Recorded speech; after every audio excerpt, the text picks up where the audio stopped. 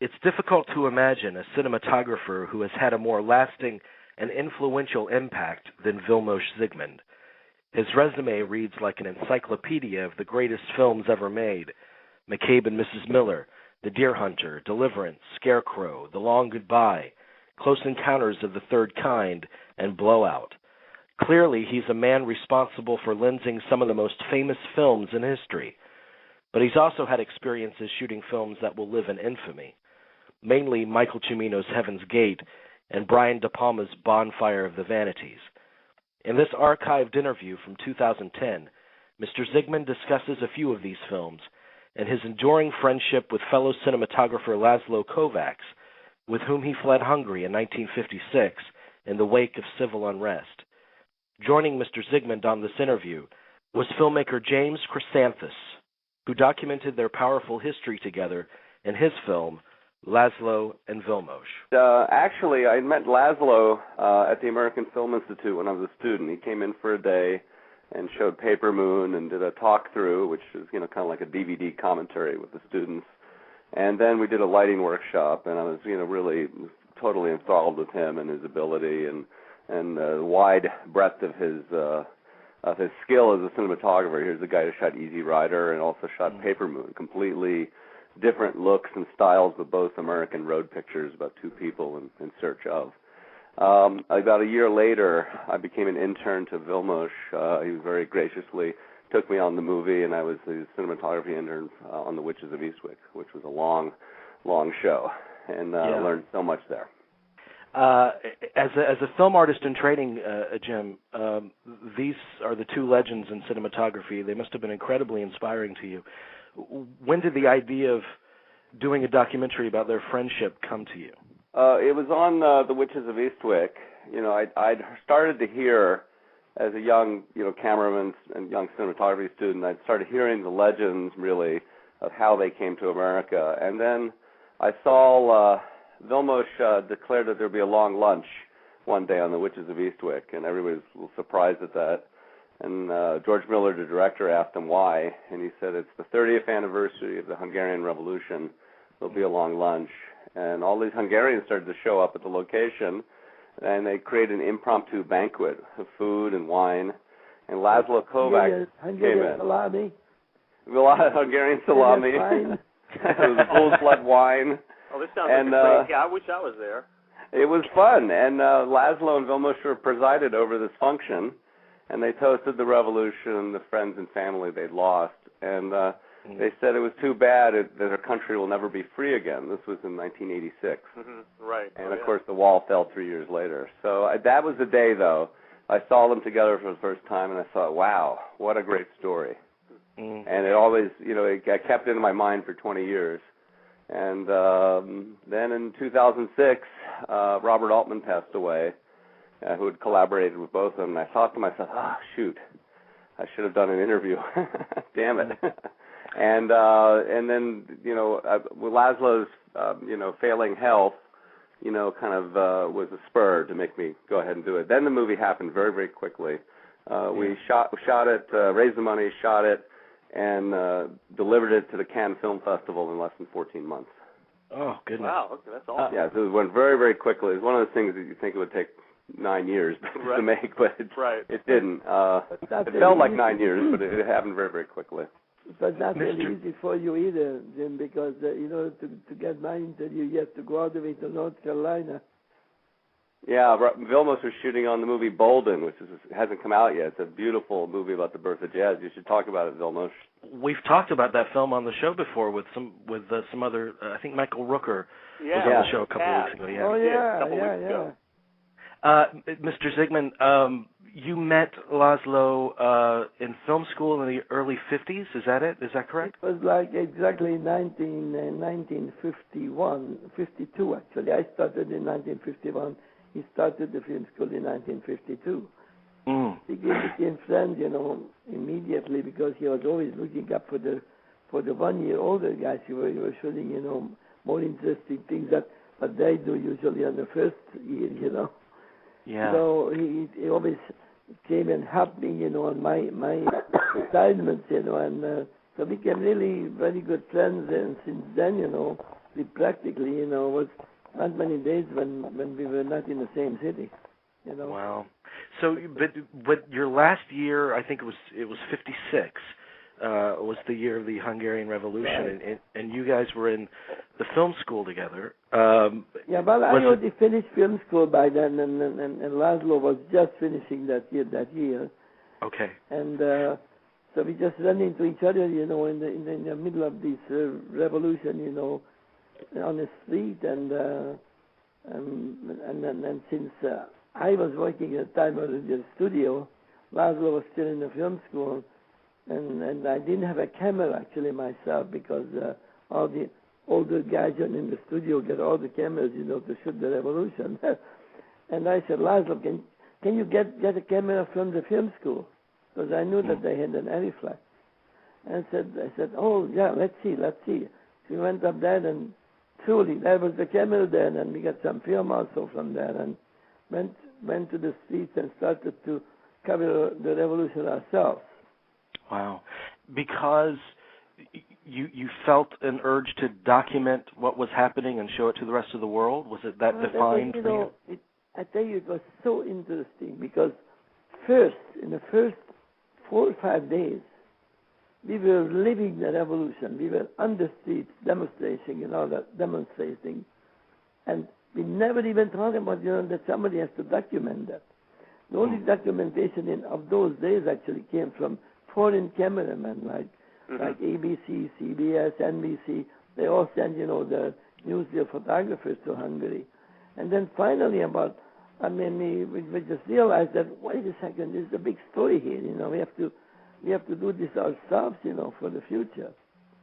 And that's when we all decided, all the people who were not involved at that time, that we went all the way around Hungary into smaller cities and smaller villages, and recorded the events, how the people took control of the country, everybody, the communists were thrown out of their offices and all that, and we actually basically voted in new members who would be our leaders in each cities and all that. And this happened within a week time, that we had a new government in a week. Right. And then it had to have been. You had to have felt. It had to have been tremendously dangerous. I mean, did you feel that it was a very? Well, at that time it was not dangerous at all, because the dangerous part was over. The beginning, when the AVO people, the Secret Service policemen were actually fighting, shooting the people on the streets and all that. But those people were actually basically captured, and there are all the Russian tanks, which came to help, they were all, the people threw Molotov cocktails on them, all that, they were all burned out on the streets, and there was no more enemy there, basically. And the secret police was not there, they were hiding away, and the Russians were actually signing by our revolution. The tanks which were not destroyed actually put the Hungarian flag on it, and they were basically happy with us, but what was happening, because that's what they would have wanted in Russia to happen, Right. So then in about 3 weeks, that went on for about 3 weeks, right, Vilmos? And then what happened? Right. It was, unfortunately, it started October 23rd, and it was over November 4th, when the Russian, about 200,000 people came in with new tanks, new equipment, airplanes and all that. And then the fighting was still going on for about a week. That was the dangerous part, actually, when we were actually going around and taking the camera in a potato sack, like we are shopping, it was very difficult to get food and all that. So it was the camera hidden in there, and then we had to go up the second, third floor windows and try to cover everything from there where we felt more safe, because they couldn't see us. What would have happened, Vilmos, if they'd caught you with that camera? Oh, it's hard to think about it, because some still photographers were shot right on the street, and some other people were captured and sent to who knows where, to Siberia or wherever. The Gulag, was really, I don't know what would have happened. And we didn't even think about that at that time. We just felt that we had to do what we were doing. Yeah, and it was about 30,000 feet of film, and I would imagine it was a big struggle to get it out of the country. It was probably less than that. It was as time goes by, everybody exaggerates. Yeah, I think the press sort of exaggerates that. It gets more and more film, and we could not have carried. The three of us could not have carried 30,000 feet of film, in Pareto Sachs, to the border. So I would think that the 30,000 feet of film was probably, it came out basically from, I would say, maybe 10,000 feet of film it was, more like that. But we personally carried to the border to Austria. Yeah. James, I know that you're making this documentary and you're covering these events in their early lives, and of course that's a portion of your film. But when you make a documentary, you set out on one course, and obviously during the process, a documentary kind of evolves. What did this film, Laszlo and Vilmos, what did it turn out to be for you? What is the film really about? It's a story of a 50-year journey of two friends, and it's a story really of a great friendship.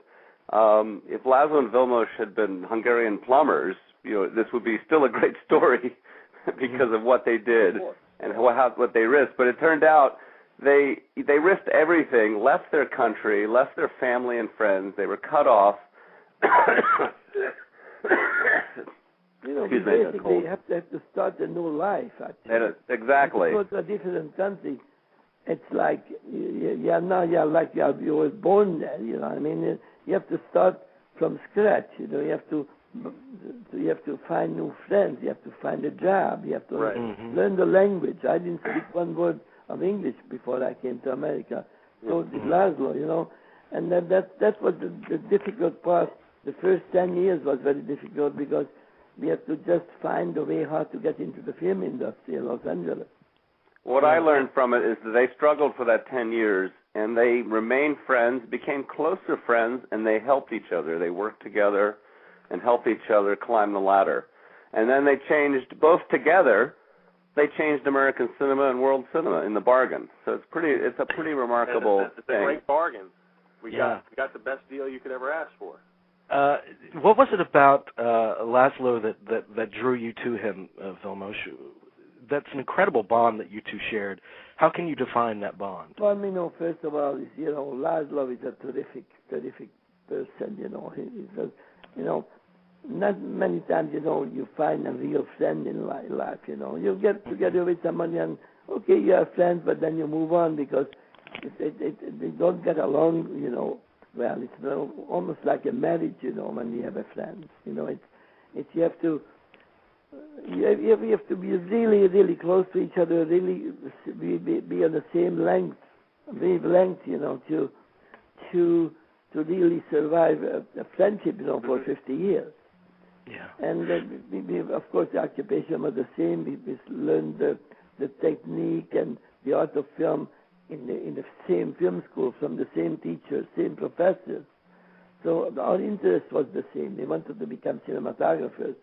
And then we knew that the two of us together, if we helped each other, we would get easier ahead than if we actually work against each other or go on our own way. That was a great lesson, for us to see at the end that's how it worked out, this whole relationship. It's an amazing relationship. But with that being said, you guys were both there at the genesis of this new American cinema, largely responsible for it, actually. Was there ever a...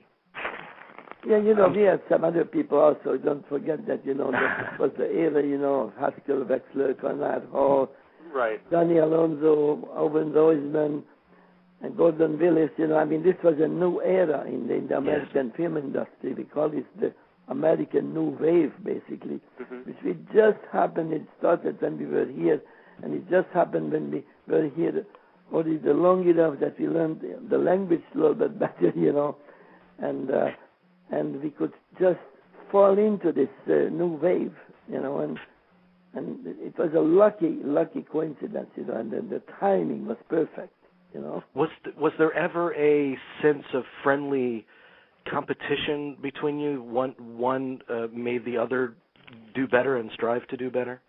No, it was a friendly competition, We learned from each other, It was like also we worked together a lot, and especially at the beginning.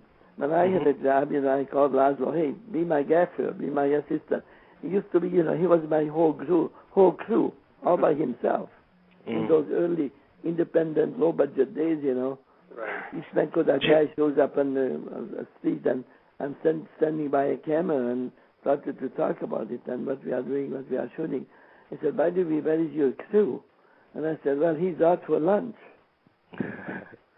And that was, the time, we had very little, we had a camera, we had a couple of lights, and we did actually low-budget movies for nothing. Jerry, you actually had a question about that era. And this is probably, you've worked in at the dawn of this new, as you call it, the American New Wave. You worked with some of the greatest directors. You still work with a lot of them. And I'm just curious, in this time period, in the early 70s, did you know that you were on the threshold of this new era, that you were on something new, something really dynamic? The interesting thing was that we could not have done it any other way because we were not accepted into the big studios, because we were not born here. We didn't have any relationship with people who were already in the business. So we had to really go and do these low budget things, independent little movements, which started in those days, like NABET. NABET had formed a new union, which because they would not take us into the IATSE in those days. So this was basically a start of an independent film movement, and we were very home in that area because in Hungary that's what we were doing all the time. They were not big money in the movies. We were making movies for very little money, very little, short crews, and we knew how to do that and how to get quality with not much sources, money or big equipment or cranes or I don't know what we had to do it a very cheap way. And there were a lot of new directors in those days, like Spielberg, Spielberg, and Altman, who were actually were in this kind of a movement, to make independent movies, and that's what we showed them that we can do that. Mm-hmm. If you'll forgive us for taking up some time, can we ask you just about a couple of these great projects that you've worked on, Vilmos? We've paid tribute to McCabe and Mrs. Miller in the past. That's one of my all-time favorite films. He had a style that was very loose, open to real life pouring in. I'm wondering how that affected your work as a cinematographer under him, his style. It guided me into the directions of improvisational movie making, because Altman was a great improviser. He let's say that we started to shoot something today, and then I was asking him that what are we doing tomorrow. He said, well, I don't know. It depends on that we are rewriting the script at the moment, and then tomorrow morning I will let you know where we are shooting. And I said, but how can I prepare for that? Well, I said, don't worry about it. You will prepare when I tell you what we are going to do. So finally, he told me what we are shooting. I said, well, Robert, we cannot shoot that. We don't have cables, You're shooting, like a couple of 100 yards away in that compound. I said, well, how long would it take to cable? And I said, well, a couple of hours. I said, well, start doing it. I said, I know, wait, don't worry about it. We'll be shooting when you are ready. This was almost every day, doing like this. And I really enjoyed working that way because I didn't have any commitment. I didn't have to think about, all night what I'm going to do the next day, I just had to improvise the next day like he was. That's one of the most gorgeous movies I've ever seen. Yeah, we profile it extensively in the documentary because it is. I think it's really remarkable. There's nothing like it in American or world cinema. And Vilmos, you've worked with some of our great visual storytellers of the latter half of the 20th century, and I just want to ask about two of them, and then I want to cover the premiere of Laszlo and Vilmos. One of which is Brian De Palma, and another of our favorite movies is Blowout, which of course you shot. What can you tell us about his approach as a visual storyteller? You know, he usually does his homework, and then the opposite to Altman, you know, he knows ahead what he wants to do, and he in those days actually he did many sketches and showed me the sketches which I could hardly understand them because they were like, you know, like little lines, you know, the people were just, you know, like one vertical line and maybe a circle like a head. And then, you know, I could not read too much of that. The only thing that I could read from those sketches that he wants a medium, or he wants a medium shot here, and he wants a close-up here. Oh, he wants a long shot here. So that was, he basically for himself, you know. It was almost like making a shot list for himself. Right. And then he knew exactly what he wanted to get. And all I had to do really is just to get the lighting, set the lighting and composition, which he let me do that. So it was very, very easy to work with him because he didn't want to do my job. You know, some directors meddling in too much, you know, of setting the camera or even lighting, you know. And he was very, very, very, very good in that to let everybody do. The actors can do their job, I can do my job. And we usually ended up with pretty good movies like Obsession and Blowout. Yeah. Obsession's one of my all-time favorite De Palma films, and probably one of my all-time favorite films. And it's interesting in Blowout, you know, he was, as an artist also, he was very strong about his ideas, and he had a little argument, you know, with the producer about the ending of Blowout.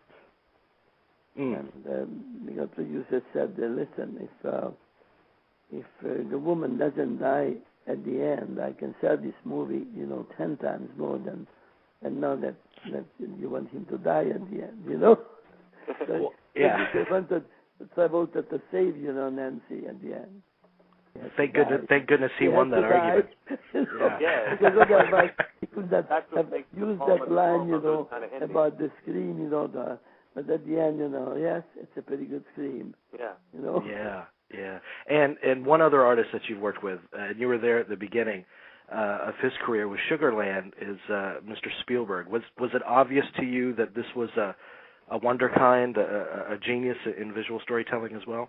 And the very, very first day, I know that he's actually going to be great because, you know, the first, you know, I met him, he looked like a student out of UCLA or USC, you know, and I said, oh, yeah, okay, this is going to be like a student film. And then, boy, I mean, he started to line up the shots at the very first day and all that. I said, no, okay, this is going to be interesting, you know. And it was a great, great relationship between the two of us on the first movie. And since he didn't have too much experience yet, you know, of making a big movie, I had a really good fortune, you know, that I could help him. And I could help him a lot, actually.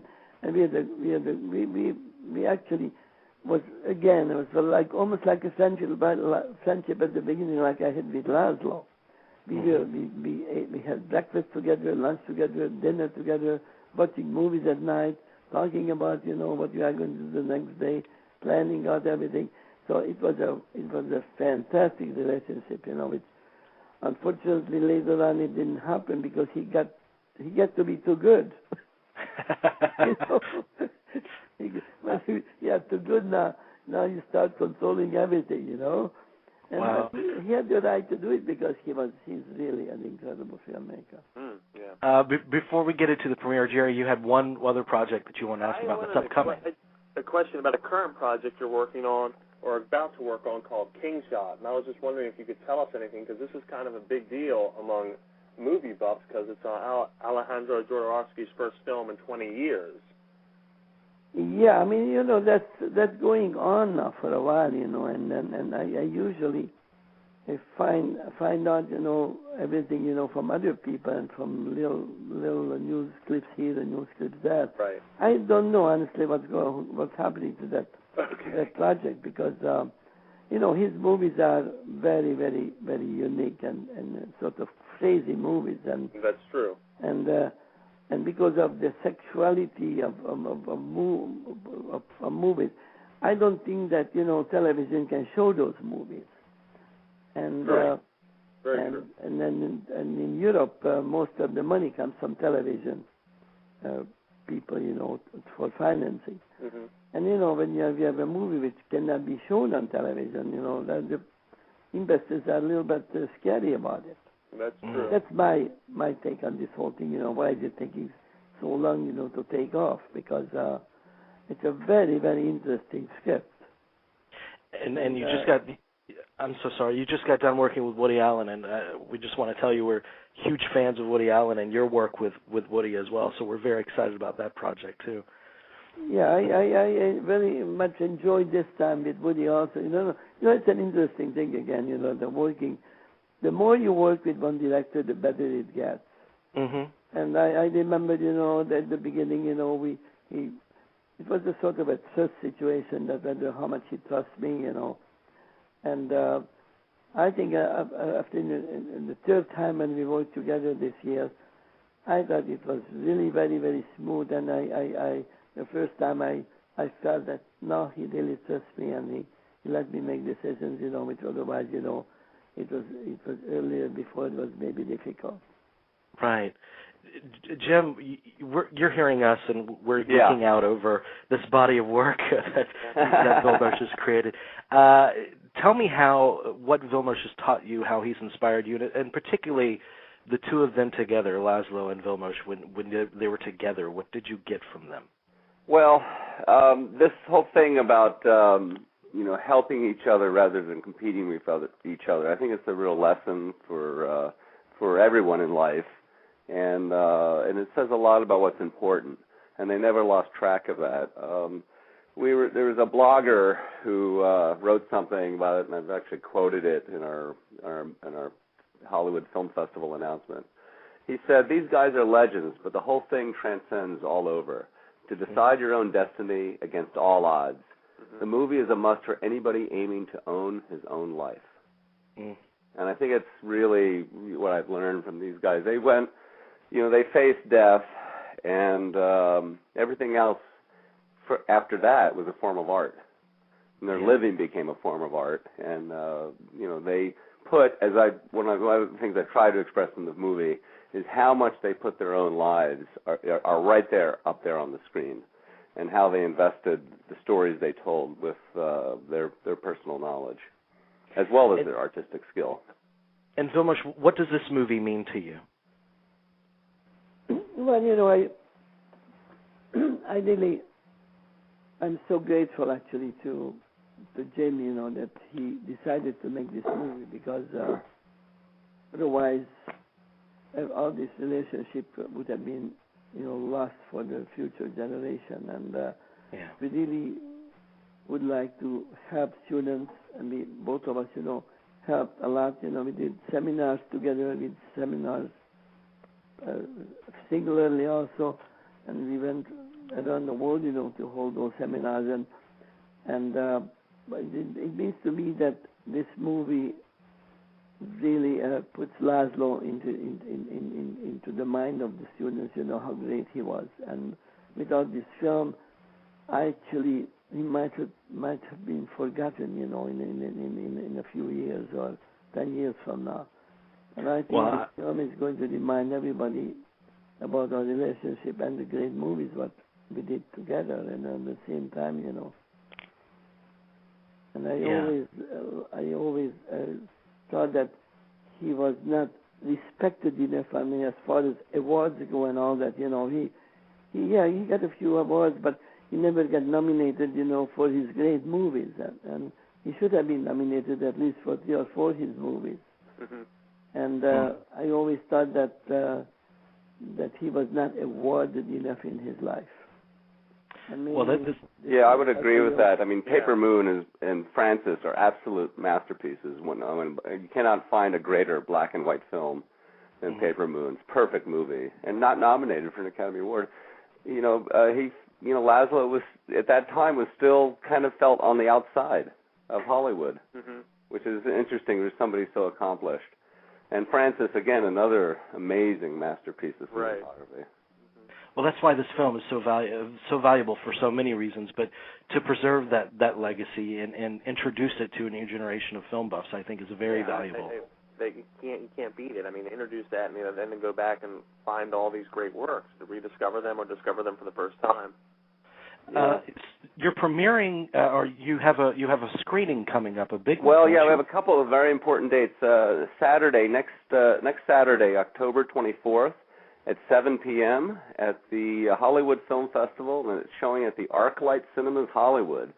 So we've gone in 24 festivals all over the world after premiering at Cannes, and on 4 continents. And Vilmos and I traveled to some of those festivals and given master classes. We've really racked up the miles. And I think it's very appropriate that we're returning to the Hollywood Film Festival, which had recently honored Laszlo with a Life Achievement Award. And so we're very, very happy to come home to Hollywood. That's next Saturday. And then there's a national PBS premiere, and the story is going to hit on Independent Lens Tuesday, November 17th on PBS. And as I say, check local listings. And we're really happy that we're bringing this story to the wider world.